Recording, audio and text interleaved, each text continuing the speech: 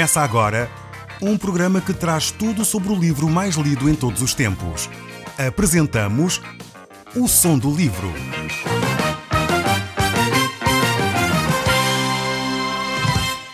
Seja muito bem-vindo. Neste podcast vai encontrar o livro mais conhecido e lido em todo o mundo.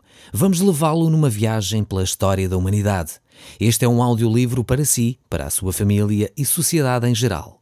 Contextualização e comentários de Paulo Chaveiro. Nós, neste programa, estamos a olhar para o Evangelho de Lucas, capítulo 13. Este capítulo vai trazer algumas reflexões interessantíssimas para nós hoje.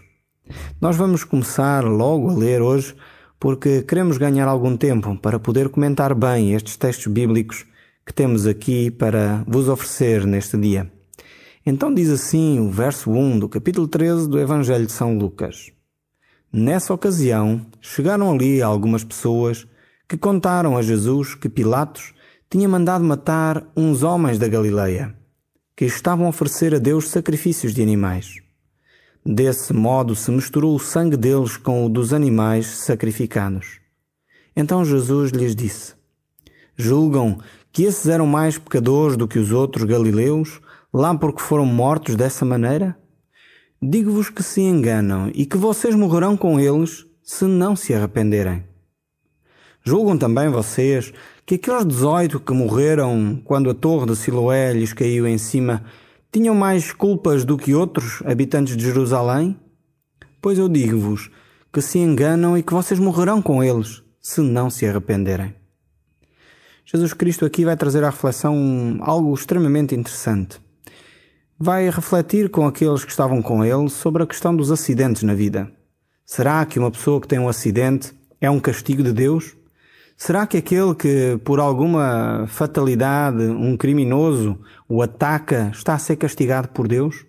No fundo, Jesus está a responder àquela pergunta que nós habitualmente fazemos, que é: meu Deus, por que eu? Jesus está a olhar para estas pessoas. Eles tinham uma certa mentalidade, que era assim: ok, se eu fizer bem, Deus vai me abençoar. Se eu fizer mal, Deus então vai punir-me. Esta mentalidade tinha sido estabelecida com a lei de Moisés, mas tinha sido levada demasiado longe e Jesus agora está a tentar trazer uma nova mentalidade. É por isso que Jesus Cristo, no dia da ceia com os seus discípulos, ele disse que eu estou a estabelecer uma nova aliança. Ele já não estava a viver na velha aliança, nesta mentalidade de que quem peca então é punido de uma forma severa, de acordo com a lei de Moisés. Deus agora está a agir com graça. E Jesus está a querer dizer que, no fundo, não há gente mais pecadora do que outros aos olhos de Deus. No fundo, todos nós precisamos de nos arrepender. E é exatamente isso que Jesus está aqui a querer dizer.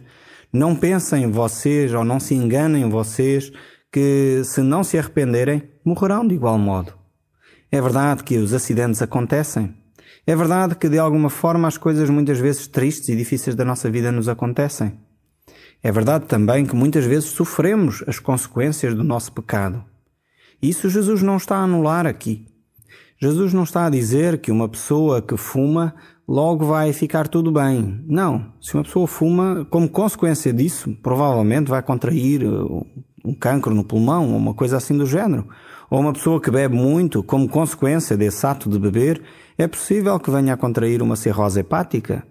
Algum tempo atrás eu tive de acompanhar um jovem que tinha tido uma vida, leviana, com muitas mulheres, não tinha tido cuidado, tinha vivido também com as toxicodependências, sem qualquer cuidado com as seringas e coisas do género, e contraiu SIDA.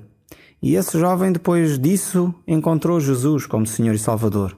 Mudou, de facto, os seus comportamentos de risco. Ele deixou de ter esses comportamentos porque percebeu que isso estragavam o seu corpo e desonravam a Deus.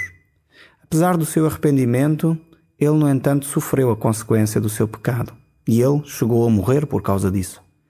Então vemos que, mesmo assim, as nossas atitudes, por um lado, têm consequência. Mas este texto aqui não está a falar disso. Não está a falar das nossas atitudes que nos levam a situações de risco. Então Jesus não está a falar de comportamentos de risco aqui.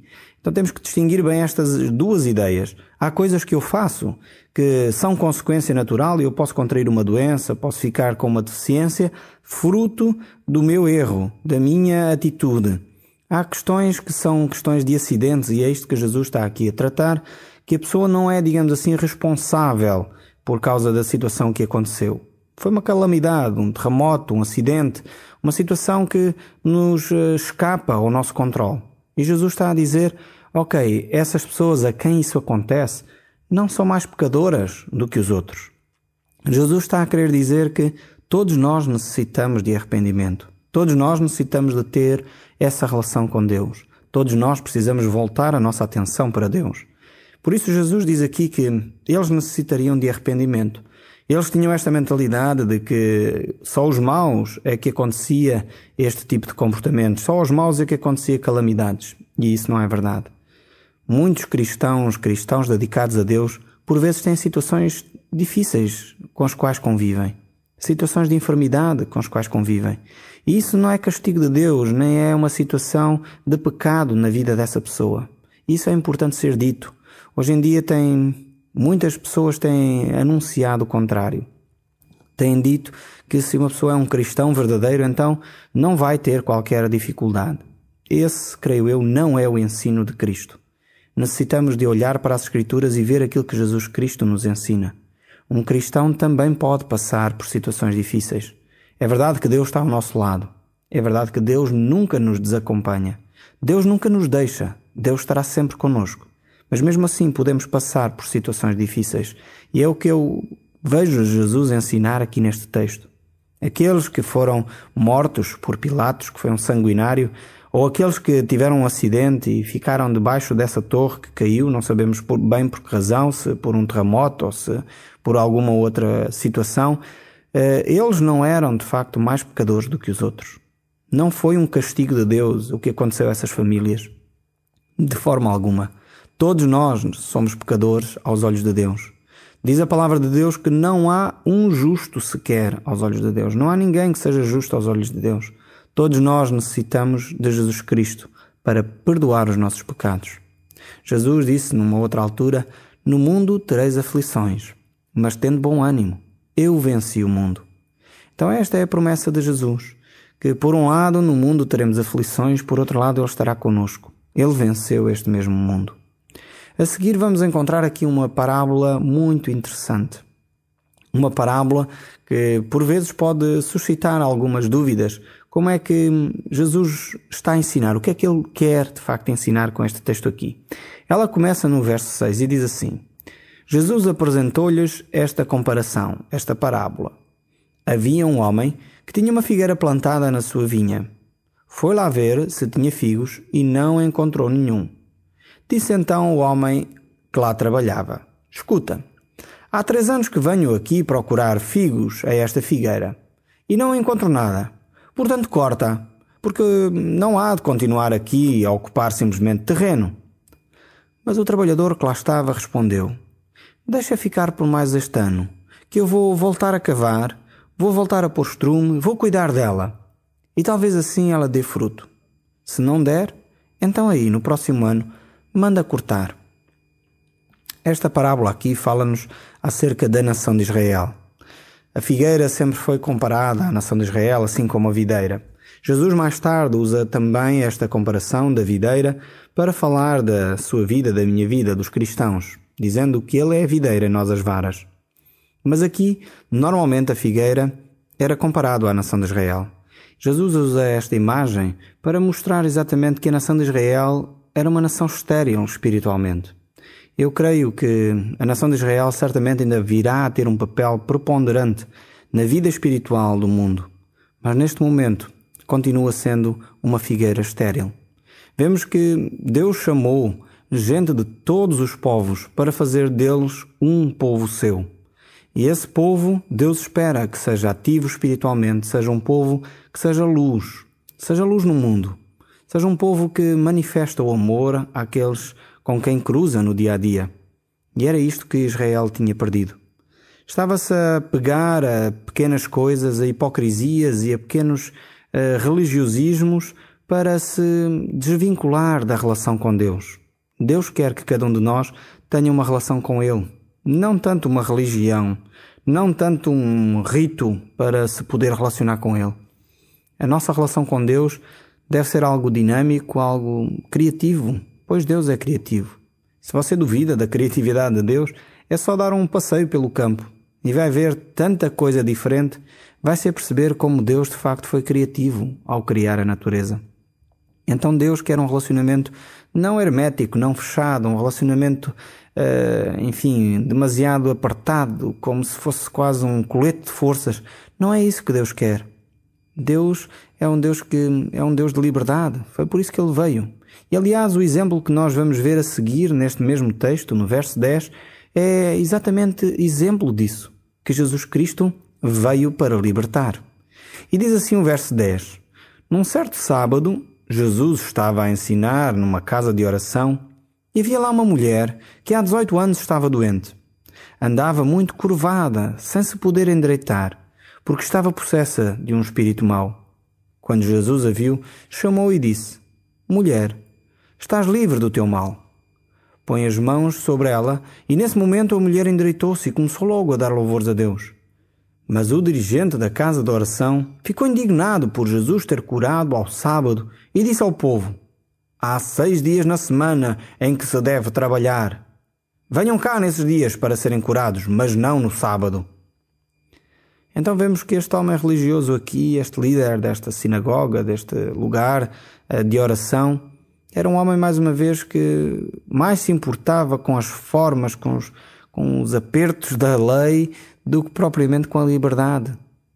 Esta mulher estava possessa por um espírito mau, diz aqui. E a primeira questão que se levanta é claramente que estes espíritos podem causar enfermidades.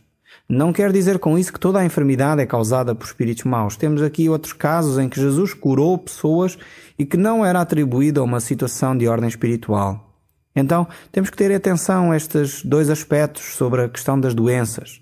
Mais uma vez é um alerta, porque muitas vezes tornamos este aspecto num radicalismo, dizendo, ok, tudo o que é doença é por causa dos espíritos maus. Não é isso que a Bíblia diz. Mas também é verdade que a Bíblia diz que há doenças que têm a ver com espíritos maus, espíritos demoníacos, que tornam a pessoa doente. Então Jesus cura esta mulher e era sábado. E este homem, aqui o líder da sinagoga, ficou irritado com esta situação.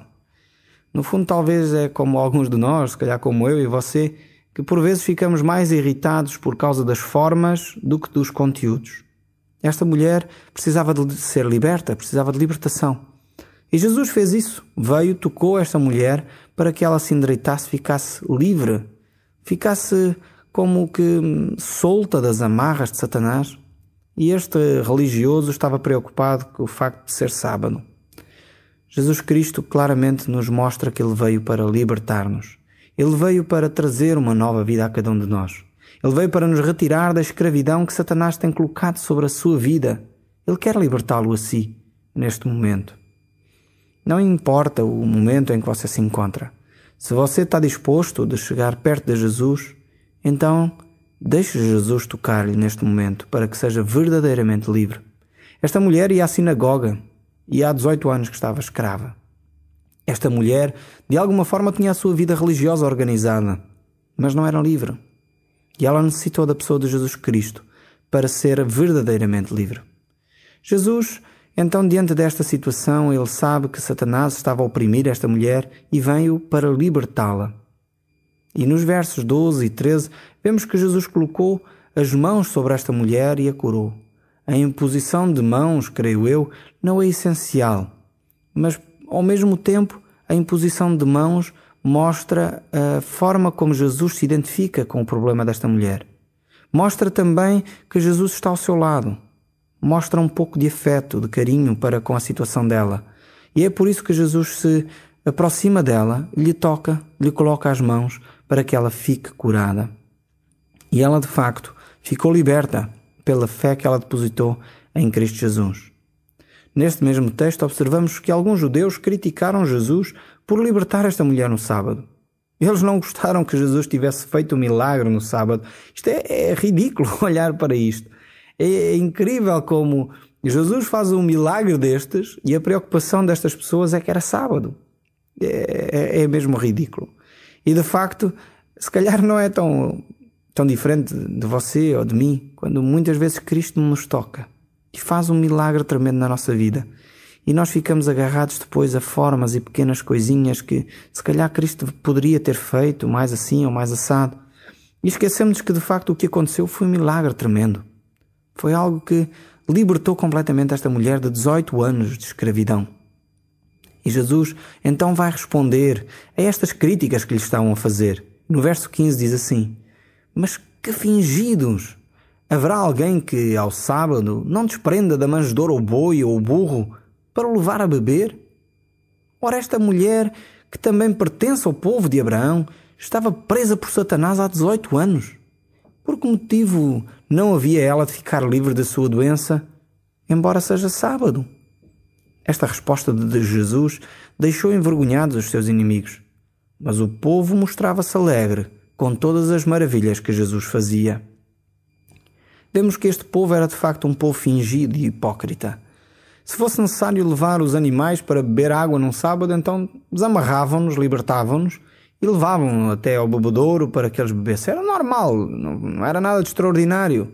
O animal tinha sede, então isto não era considerado trabalho. Mas ao mesmo tempo, quando Jesus liberta uma mulher, este líder da sinagoga estava preocupado porque Jesus Cristo tinha liberto esta mulher. No fundo está a dizer que isto também não é trabalho. Isto também não é algo para ser encaixado dentro daquela mentalidade que o sábado não permitia que se fizesse nada. O sábado era um tempo de adoração. E aquela mulher adorou a Deus porque foi liberta. E então valia a pena Jesus ter agido dessa forma. Muitas vezes nós de facto ficamos assim. Uma religião, ficamos hermeticamente fechados em determinadas coisas, cristalizamos valores e princípios e não nos apercebemos que nós devemos ter uma relação íntima com Jesus Cristo. E não nos apercebemos que Jesus veio para nos libertar, para que verdadeiramente pudéssemos ser livres. Depois o texto bíblico continua. E temos de novo uma outra história, uma outra parábola. Esta parábola é a parábola da mostarda, que já vimos em outros evangelhos.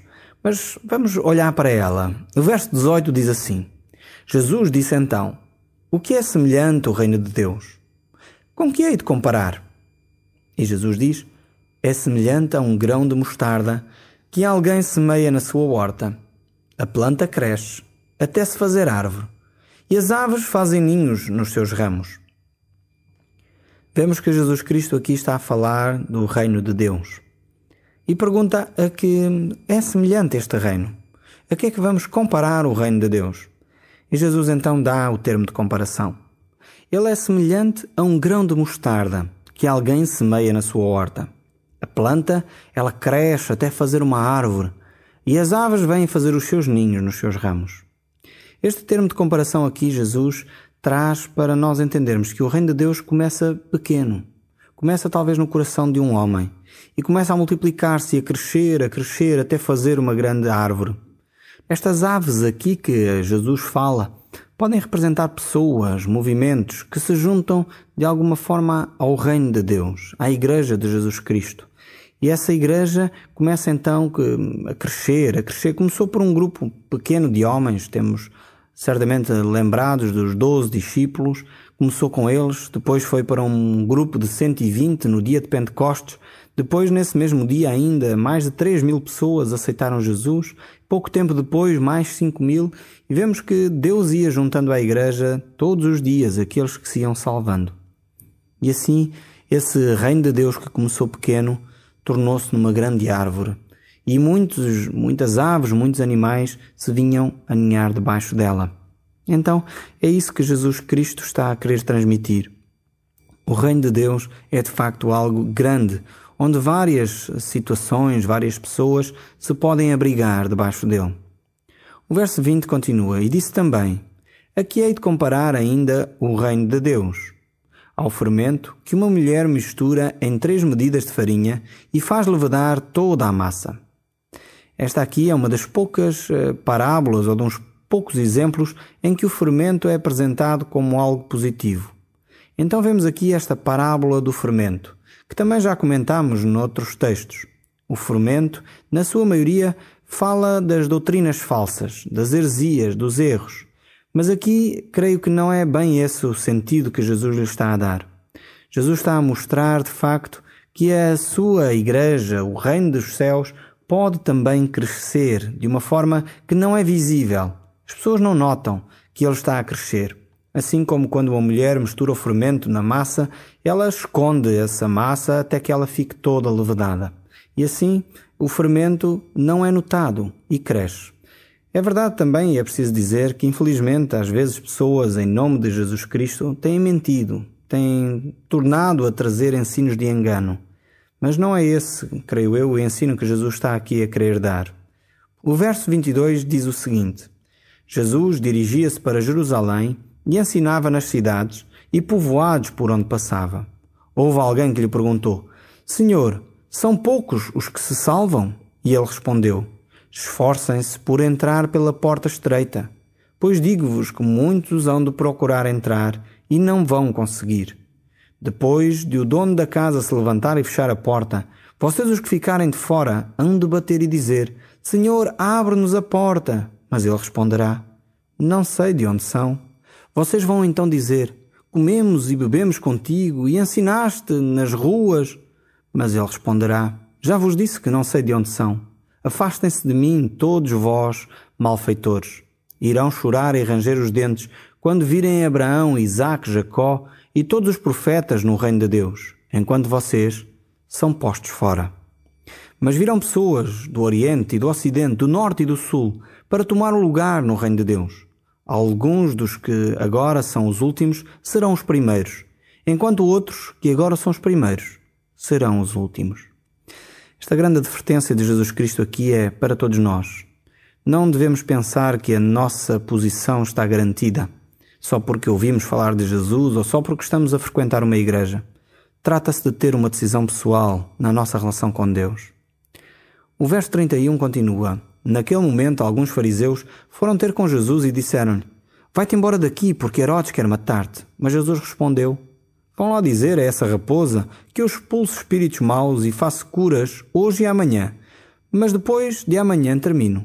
Porém, é preciso que eu siga o meu caminho nestes 3 dias, porque um profeta não pode morrer fora de Jerusalém. Ó Jerusalém, Jerusalém, matas os profetas e apedrejas os mensageiros de Deus que te envia. Quantas vezes eu quis juntar os teus habitantes como a galinha junto dos pintainhos debaixo de suas asas, e tu não quiseste. Agora vão ficar com a casa abandonada. E digo-vos que já não hão de ver mais, senão quando chegar à altura em que disserem: Bendito seja aquele que vem em nome do Senhor. Jesus sabia que o seu tempo ainda não era chegado e que não era qualquer Herodes ou qualquer outra pessoa que iria impedir os planos de Deus. Por isso, ele continua o seu caminho. O Som do Livro, uma produção da Rádio Transmundial de Portugal.